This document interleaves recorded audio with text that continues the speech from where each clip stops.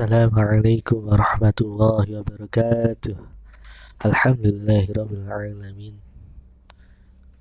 Wa bihi nasta'in wa ala umurid dunya waddin. Wassalatu wassalamu ala asyrafil anbiya'i wal mursalin wa ala alihi wa ashabihi ajma'in. Amma ba'd. Teman-teman, malam ini kita akan melanjutkan pembahasan tafsir Al-Misbah karya Profesor Quraish Shihab di surah An-Nisa ayat kedua. A'udzu billahi minasyaitonir rajim. Wa atul yatama amwalahum wa la tatabaddalul khabitha bit-thayyib wa la ta'kulu amwalahum ila amwalikum innahu kana huban kabira. Dan berikanlah kepada anak-anak yatim harta mereka. Jangan kamu menukar yang baik dengan yang buruk, dan jangan kamu makan harta mereka bersama harta kamu. Sesungguhnya itu adalah dosa yang besar. Di tafsir ini dibahas setelah mengingatkan perlunya bertakwa kepada Allah dan memelihara hubungan silaturahmi. Ayat kedua dan ayat-ayat berikutnya berbicara tentang siapa yang harus dipelihara hak-haknya dalam rangka bertakwa kepada Allah dan memelihara hubungan rahim itu. Tentu saja yang utama adalah yang paling lemah, dan yang paling lemah adalah anak yang belum dewasa yang telah meninggal ayahnya, yakni anak-anak yatim. Karena itu, yang pertama diingatkan adalah tentang mereka. Ayat ini memerintahkan kepada para wali, ya, dalam maknanya wa'atul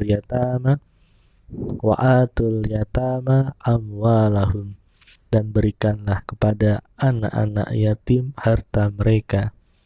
Yang dimaksud ini, peliharalah harta anak yang belum dewasa yang telah meninggal ayahnya yang berada dalam tangan kamu, atau berikanlah harta milik anak-anak yang tadinya yatim dan kini telah dewasa.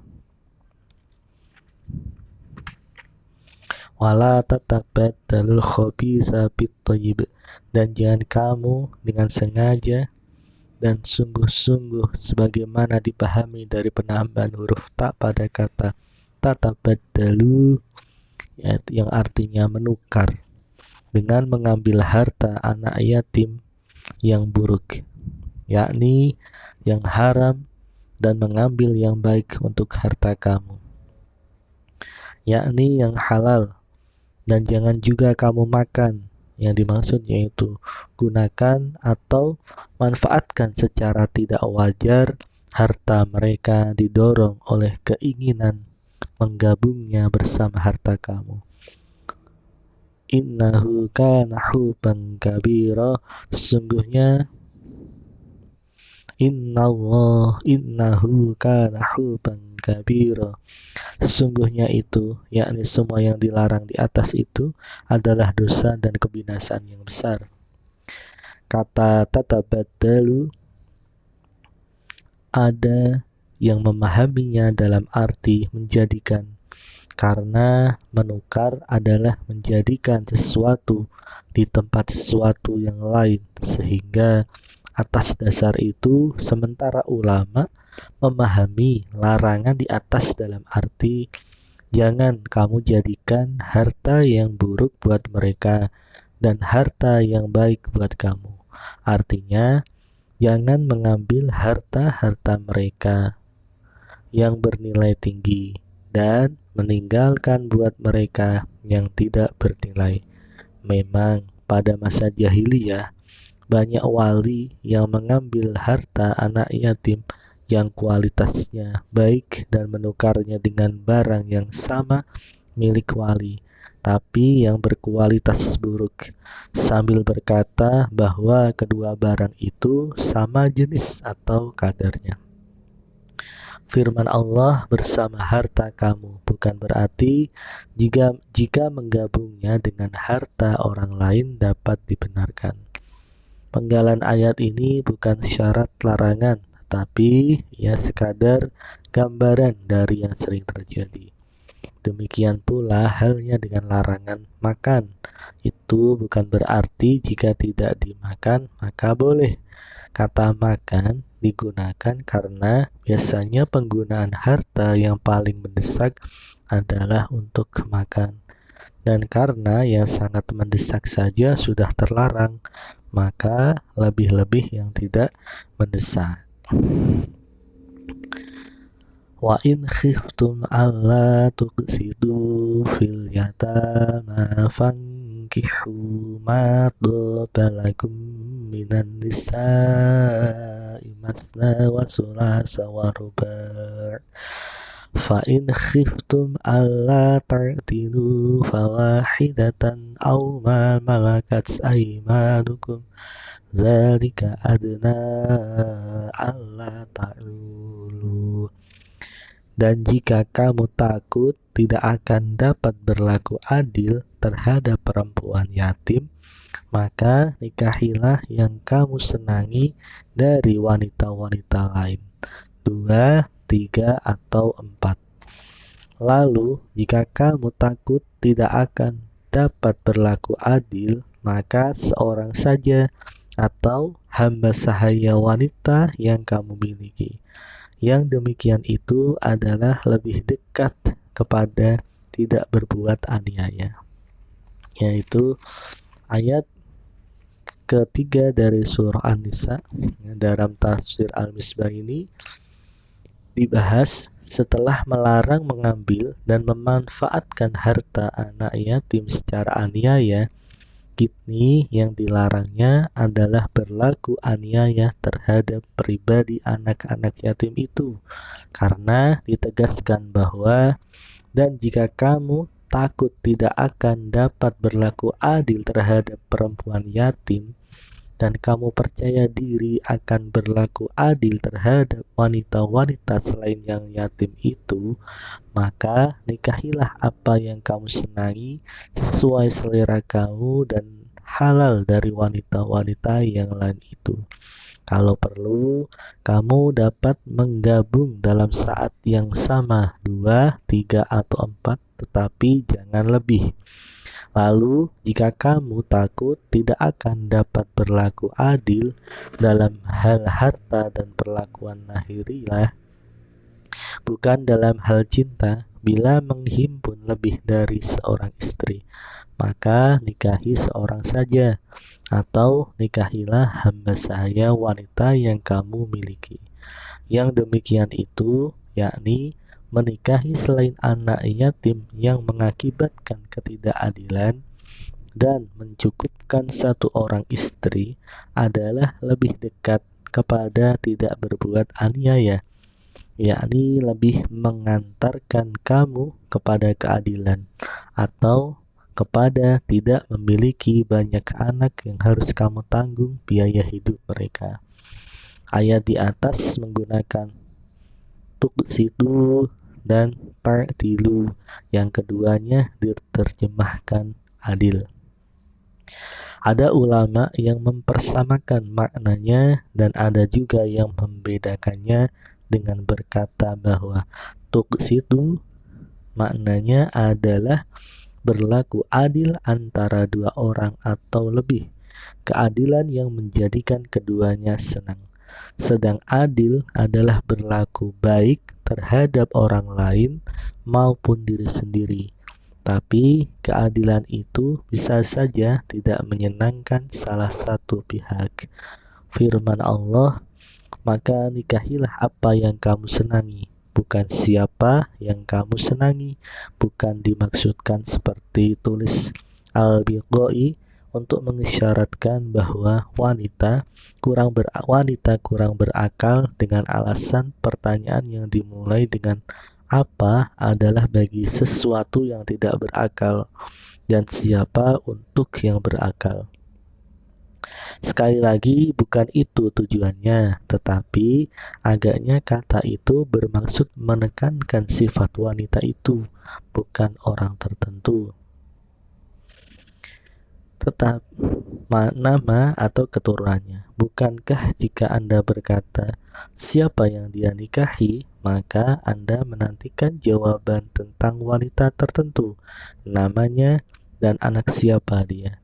Sedang bila Anda bertanya dengan menggunakan kata apa, maka jawaban yang Anda nantikan adalah sifat dari yang ditanyakan itu.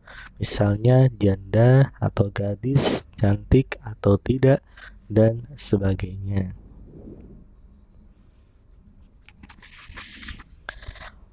Firman Allah, ma malakat aimanukum, yang diterjemahkan dengan hamba sahaya wanita yang kamu miliki, menunjuk kepada satu kelompok masyarakat yang ketika itu merupakan salah satu fenomena umum masyarakat manusia di seluruh dunia. Dapat dipastikan Allah dan Rasul-Nya tidak merestui perbudakan, walau dalam saat yang sama harus pula diakui bahwa Al-Quran dan Sunnah tidak mengambil langkah drastis untuk menghapuskannya sekaligus.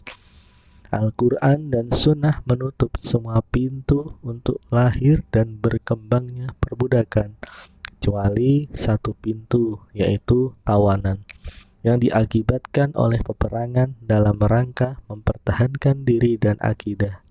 Itu pun disebabkan ketika itu demikianlah perlakuan manusia terhadap tawanan perangnya. Namun, kendati tawanan perang diperkenankan untuk diperbudak, perlakuan terhadap mereka sangat manusiawi. Bahkan Al-Quran memberi peluang kepada penguasa muslim untuk membebaskan mereka dengan tebusan atau tanpa tebusan, berbeda dengan sikap umat manusia ketika itu. Islam menempuh cara bertahap dalam pembebasan perbudakan, antara lain disebabkan oleh situasi dan kondisi para budak yang ditemuinya. Para budak ketika itu hidup bersama tuan-tuan mereka sehingga kebutuhan sandang, pangan, dan papan mereka terpenuhi. Anda dapat membayangkan bagaimana jadinya jika perbudakan dihapus sekaligus. Pasti akan terjadi problema sosial yang jauh lebih parah dan PHK, pemutusan hubungan kerja. Ketika itu, para budak bila dibebaskan bukan saja pangan yang harus mereka siapkan sendiri, tapi juga papan. Atas dasar itu, kiranya dapat dimengerti jika Al-Quran dan Sunnah menempuh jalan bertahap dalam menghapus perbudakan. Dalam konteks ini, dapat juga kiranya dipahami perlunya ketentuan-ketentuan hukum bagi para budak tersebut. Itulah yang mengakibatkan adanya tuntutan agama, baik dari segi hukum ataupun moral yang berkaitan dengan perbudakan. Salah satu tuntunan itu adalah izin yang berkaitan dengan izin menikahi budak wanita. Ini bukan saja karena mereka juga manusia yang mempunyai kebutuhan biologis, tetapi juga merupakan salah satu cara menghapus perbudakan. Seorang budak perempuan yang dinikahi oleh budak lelaki, dia akan tetap menjadi budak dan anaknya pun demikian. Tetapi bila dia dinikahi oleh pria merdeka dan memperoleh anak, anaknya lahir bukan lagi sebagai budak, dan ibu sang anak pun demikian. Dengan demikian, pernikahan seseorang merdeka dengan budak wanita merupakan salah satu cara menghapus perbudakan. Budak-budak wanita yang disebut di atas kini tidak ada lagi. Pembantu-pembantu rumah tangga atau tenaga kerja wanita yang bekerja atau dipekerjakan di dalam atau di luar negeri sama sekali tidak dapat dipersamakan dengan budak-budak pada masa itu. Ini karena Islam hanya merestui adanya perbudakan melalui perang. Itu pun jika peperangan itu perang agama dan musuh menjadikan tawanan kaum muslimin sebagai budak-budak. Sedang para pekerja wanita itu adalah manusia-manusia merdeka, kendati mereka miskin dan butuh pekerjaan. Di sisi lain, walau perbudakan secara resmi tidak dikenal lagi oleh umat manusia dewasa ini, itu bukan berarti bahwa ini dan semacamnya dapat dinilai tidak relevan lagi. Ini karena Al-Quran tidak akan diturunkan untuk putra-putri abad ini, tetapi ia juga diturunkan untuk umat manusia sejak abad ke-6 hingga akhir zaman. Semua diberi petunjuk dan semua dapat menimba petunjuk sesuai dengan kebutuhan dan perkembangan zamannya. Masyarakat abad ke-6 menemukan budak-budak wanita, dan bagi mereka lah tuntunan itu diberikan Al-Quran. Akan terasa kurang oleh mereka jika petunjuk ayat ini tidak mereka temukan. Di lain segi, kita tidak tahu perkembangan masyarakat pada abad-abad yang akan datang. Boleh jadi mereka mengalami perkembangan yang belum dapat kita duga dewasa ini. Ayat-ayat ini atau jiwa petunjuknya dapat mereka jadikan rujukan dalam kehidupan mereka. Penafsiran yang terbaik menyangkut ayat di atas adalah penafsiran yang berdasarkan keterangan istri Nabi Aisyah radhiyallahu anha, Imam Bukhari, Muslim, Abu Daud, serta At-Tirmizi dan lain-lain meriwayatkan bahwa Urwah ibnu Zubair bertanya kepada istri Nabi Aisyah radhiyallahu anha tentang ayat ini. Beliau menjawab bahwa ini berkaitan dengan anak yatim yang berada dalam pemeliharaan seorang wali, di mana hartanya bergabung dengan harta wali, dan sang wali senang akan kecantikan dan harta sang yatim. Maka dia hendak menikahinya tanpa memberinya mahar yang sesuai. Sayyidah Aisyah radhiyallahu anha lebih lanjut menjelaskan bahwa setelah turunnya ayat ini, para sahabat bertanya lagi kepada Nabi SAW tentang perempuan. Maka turunlah firman-Nya, mereka minta fatwa kepadamu tentang para wanita. Katakanlah, Allah memberi fatwa kepadamu tentang mereka. Dan apa yang dibacakan kepadamu dalam Al-Quran juga memfatwakan tentang para wanita yatim yang kamu tidak memberikan kepada mereka apa yang ditetapkan untuk mereka, sedang kamu enggan menikahi mereka, dan tentang anak-anak yang masih dipandang lemah. Dan Allah menyuruh kamu supaya kamu mengurus anak-anak yatim secara adil. Dan kebajikan apa yang kamu kerjakan, maka sesungguhnya Allah adalah Maha mengetahuinya. Quran Surah An-Nisa ayat 127. Sayyidah Aisyah radhiyallahu anha kemudian melanjutkan keterangannya bahwa firman-Nya, sedang kamu enggan menikahi mereka, itu adalah keengganan para wali untuk menikahi anak yatim yang sedikit harta dan kecantikannya. Maka sebaliknya, dalam ayat 3 surah An-Nisa ini, mereka dilarang menikahi anak-anak yatim yang mereka inginkan karena harta dan kecantikannya, tetapi enggan berlaku adil terhadap mereka. Penyebutan 2, 3, atau 4 pada hakikatnya adalah dalam rangka tuntutan berlaku adil kepada anak yatim. Redaksi ayat ini mirip dengan ucapan seorang yang melarang orang lain makan makanan tertentu, dan untuk menguatkan larangan itu dikatakannya, jika Anda khawatir akan sakit bila makan makanan ini, habiskan saja makanan selainnya yang ada di hadapan Anda. Tentu saja, perintah menghabiskan makanan lain itu hanyalah sekedar menekankan perlunya mengindahkan larangan untuk tidak makan makanan tertentu itu. Perlu digarisbawahi bahwa ayat ini tidak membuat peraturan tentang poligami, karena poligami telah dikenal dan dilaksanakan oleh penganut berbagai syariat agama serta adat istiadat masyarakat sebelum turunnya ayat ini. Sebagaimana ayat ini tidak mewajibkan poligami atau menganjurkannya, ia hanya berbicara tentang bolehnya poligami, dan itu pun merupakan pintu kecil yang hanya dapat dilalui oleh yang sangat amat membutuhkan dan syarat yang tidak ringan. Dengan demikian, pembahasan tentang poligami dalam pandangan Al-Quran hendaknya tidak ditinjau dari segi ideal atau baik dan buruknya, tetapi harus dilihat dari sudut pandang penetapan hukum dalam aneka kondisi yang mungkin terjadi.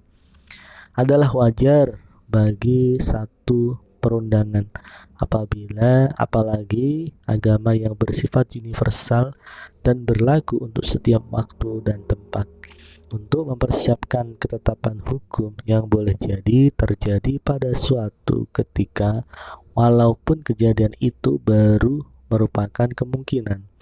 Bukankah kenyataan menunjukkan bahwa jumlah lelaki, bahkan binatang jantan, lebih sedikit daripada jumlah wanita atau betinanya? Perhatikanlah sekeliling Anda. Bukankah rata-rata usia wanita lebih panjang daripada usia lelaki? Sedang potensi membuahi bagi lelaki lebih lama daripada potensi wanita. Bukan saja karena wanita mengalami masa haid, tetapi juga wanita mengalami menopause, sedang pria tidak mengalami keduanya. Bukankah peperangan yang hingga kini tidak kunjung dapat dicegah lebih banyak merenggut nyawa lelaki daripada perempuan? Bukankah kenyataan ini yang mengundang beberapa tahun yang lalu sekian banyak wanita di Jerman Barat mengimbau agar poligami dapat dibenarkan walau beberapa tahun? Sayang, pemerintah dan gereja tidak merestuinya, sehingga prostitusi dalam berbagai bentuknya semakin merajalela.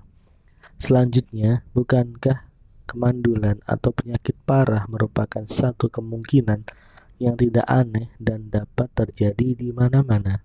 Apakah jalan keluar yang dapat diusulkan kepada suami yang menghadapi kasus demikian?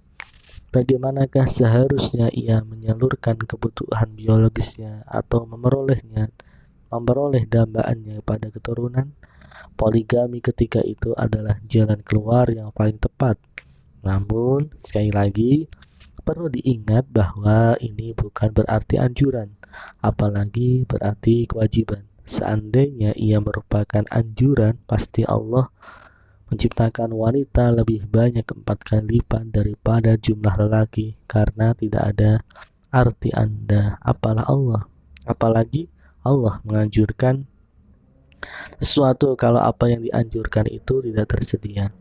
Ayat ini hanya memberi wadah bagi mereka yang menginginkannya ketika menghadapi kondisi atau kasus tertentu, seperti yang dikemukakan contohnya di atas. Tentu saja masih banyak kondisi atau kasus lain yang disebut itu, yang juga merupakan alasan logis untuk tidak menutup rapat atau mengunci pintu poligami yang dibenarkan oleh ayat ini dengan syarat yang tidak ringan itu. Kita tidak dapat membenarkan siapa yang berkata bahwa poligami adalah anjuran dengan alasan bahwa perintah di atas dimulai dengan bilangan 2, 3, atau 4. Baru kemudian, kalau khawatir tidak adil, maka nikahilah seorang saja. Dengan alasan yang telah dikemukakan di atas, baik dari makna redaksi ayat maupun dari segi kenyataan sosiologis di mana perbandingan perempuan dan laki-laki tidak mencapai 4:1, bahkan 2:1. Tidak dapat dikatakan bahwa Rasul Shallallahu Alaihi Wasallam menikah lebih dari 1 kali, dan pernikahan semacam itu hendaknya diteladani, karena tidak semua yang dilakukan Rasul perlu diteladani. sebagaimana tidak semua yang wajib atau terlarang bagi beliau wajib dan terlarang pula bagi umatnya. Bukankah Rasul SAW antara lain wajib bangun sholat malam dan tidak boleh menerima zakat? Bukankah tidak batal wudhu beliau bila tertidur? Bukankah ada hak-hak bagi seorang pemimpin guna menyukseskan misinya? Apakah mereka yang menyatakan benar-benar ingin meneladani Rasul dalam pernikahannya? Kalau benar demikian, perlu mereka sadari bahwa semua wanita yang beliau nikahi kecuali Sayyidah Aisyah radhiyallahu anha adalah janda-janda dan kesemuanya untuk tujuan menyukseskan dakwah atau membantu dan menyelamatkan para wanita yang kehilangan suami itu, serta pada umumnya bukanlah wanita-wanita yang dikenal memiliki daya tarik yang memikat. Yang pertama, Sayyidah Saudah binti Zam'ah, seorang wanita tua. Suaminya meninggal di perantauan Ethiopia, sehingga ia terpaksa kembali ke Mekah menanggung beban kehidupan bersama anak-anaknya dengan risiko dipaksa murtad atau menikah dengan siapa yang tidak senanginya. Sayyidah Hindun binti Abi Umayyah, yang dikenal dengan Ummu Salamah, suaminya Abdullah al-Makhzumi, yang juga anak pamannya, mengalami luka dalam perang Uhud kemudian gugur. Juga seorang tua, sampai-sampai pada mulanya beliau menolak lamaran Rasul sebagaimana beliau telah menolak sebelumnya lamaran Abu Bakar dan Umar radhiyallahu anhuma, tapi pada akhirnya bersedia demi kehormatan dan anak-anaknya. Sayyidah Romlah putri Abu Sufyan meninggalkan orang tuanya dan berhijrah ke Habsah, Ethiopia bersama suaminya. Tetapi sang suami kemudian memilih agama Nasrani di sana dan menceraikannya sehingga dia hidup sendiri di perantauan. Maka melalui Negus, penguasa Ethiopia, Nabi melamarnya dengan harapan mengangkatnya dari penderitaan sekaligus menjalin hubungan dengan ayahnya yang ketika itu merupakan salah satu tokoh utama kaum musyrikin di Mekah. Selanjutnya, Sayyidah Huriyah binti Al-Haris adalah putri kepala suku dan termasuk salah seorang yang ditawan Nabi SAW menikahinya sambil memerdekakannya dengan harapan kaum muslimin dapat membebaskan para tawanan yang mereka tawan.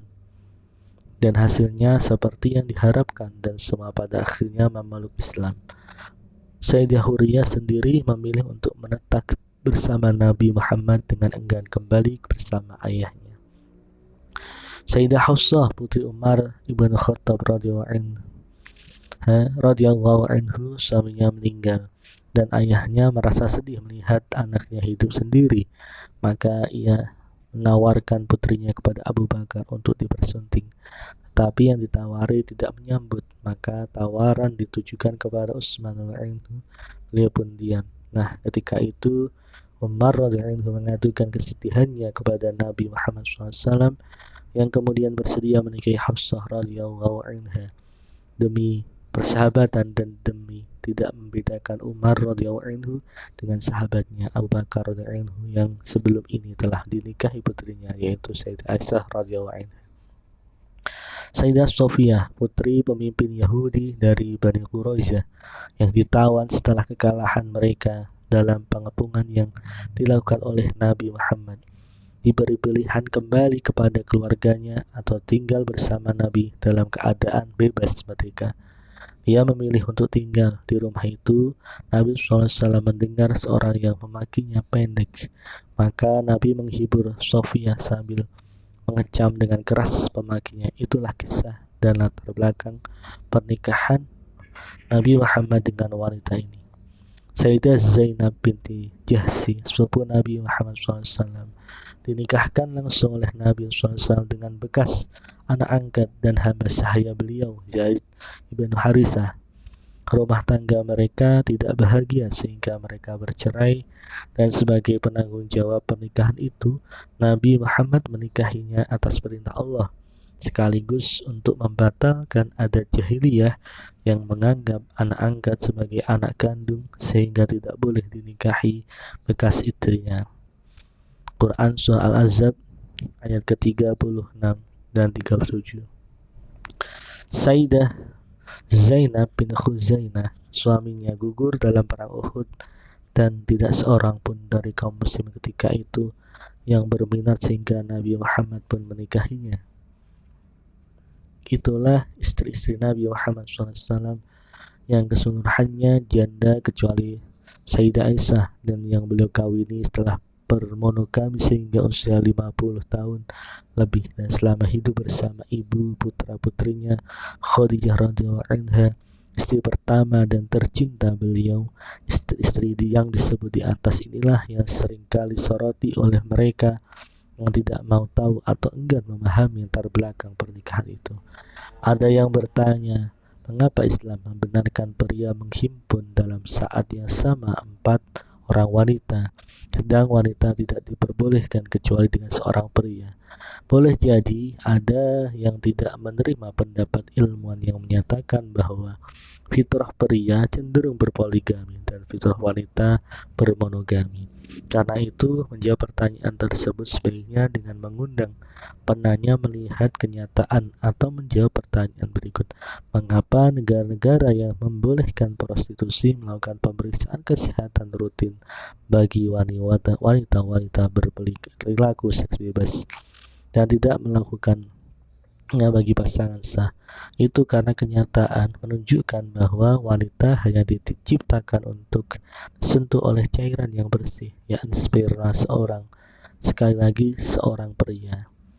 Begitu terlibat dua pria dalam hubungan seksual dengan seorang wanita, ketika itu pula cairan itu yang merupakan benih anak tidak bersih lagi dan sangat dikhawatirkan menjangkitkan penyakit. Kenyataan menjadi bukti yang sangat jelas menyangkut hal ini. Dari keadaan Allah ta'ulu dipahami oleh Imam Syafi'i dalam arti tidak banyak tanggungan kamu, terambil dari kata ala ya'ulu. Dari keadaan Allah ta'ulu, Allah ya'ulu, yang berarti menanggung atau membelanjai. Orang yang tidak memiliki banyak anak berarti banyak tanggungannya. Orang yang memiliki banyak anak berarti banyak tanggungannya. Dari sini kata itu dipahami dalam arti tidak banyak anak.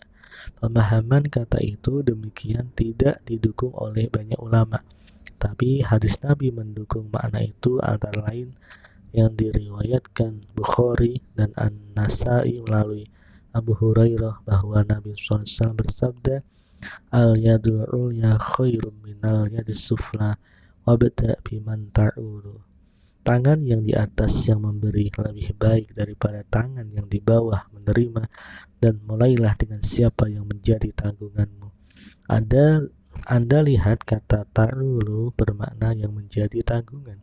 Jika pendapat itu diterima, ayat tersebut dapat dijadikan salah satu dasar untuk mengatur kelahiran dan menyesuaikan jumlah anak dengan kemampuan ekonomi. Memang sangat tercela bila kemampuan ruangan dan makanan yang tersedia hanya cukup untuk 10 orang. Kemudian Anda mengundang 20 orang. Demikian juga halnya dengan anak-anak yang direncanakan.